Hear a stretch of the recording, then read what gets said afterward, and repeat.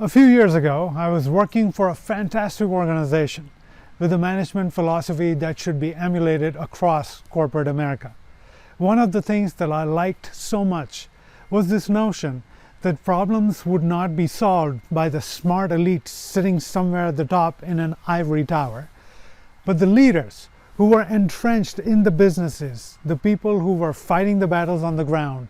They would be trusted, they would be the best knowledge resources to address those challenges, to go after those opportunities. That inclusion, that trust, that helped.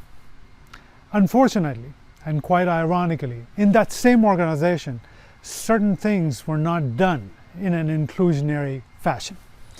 When it was time to update the vision, when it was time to update the values perhaps, it seemed like there was an elite team working with some stakeholders at the very top. And once the product was fully baked, it would be cascaded down the organization so it could be absorbed and acted against. But you can only imagine what the average team member's reaction was to such top-down thinking flowing down. More Kool-Aid that I'm supposed to drink versus this is something I'm a part of. This is something I can get behind.